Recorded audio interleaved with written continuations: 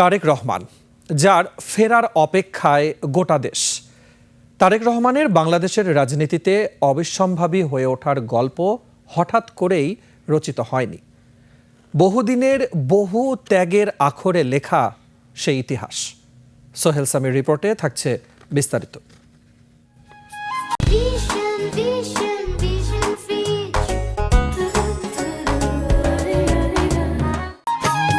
2001 থেকে 2006 সাল রাজনীতির শুরুতেই পিতার পদাঙ্ক অনুসরণ করে গ্রামে ছুটে গেলেন তারেক রহমান। প্রধানমন্ত্রীর ছেলে আইসি জীবনের পরিবর্তে কাঁধে তুলে নিলেন দল গোছানোর গুরু দায়িত্ব।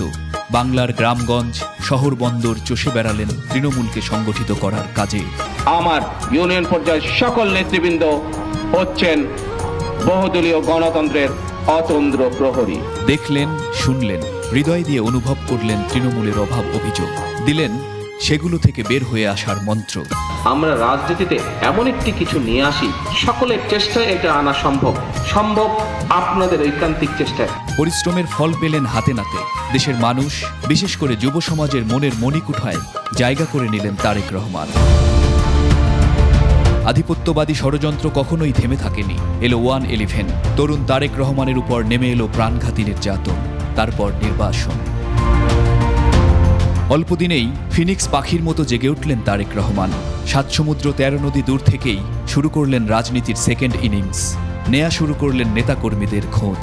আমার জনগণ, আমার দেশ, আমার সার্বভৌমত্ব।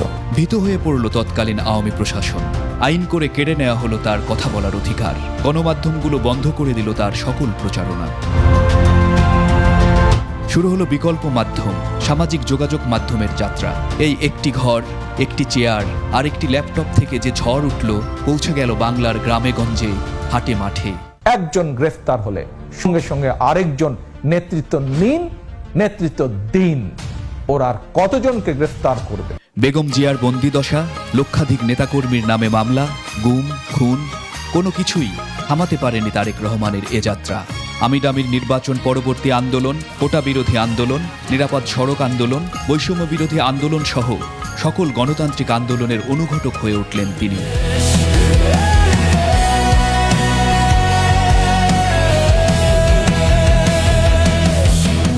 সর্বশেষ জুলাই অভ্যুত্থান, এবার কৌশল পরিবর্তন। প্রথম দিকে নেপথ্যে থাকা, সময় মতো এক দফা নিয়ে ঝাঁপিয়ে পড়া।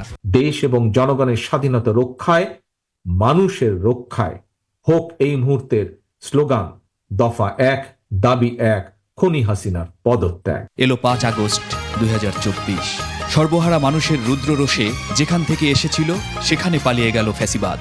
এখন সেই মানুষগুলোই নতুন বাংলাদেশ গড়ার লক্ষ্যে তাদের নেতাকে বরণ করে নেয়ার অপেক্ষায়।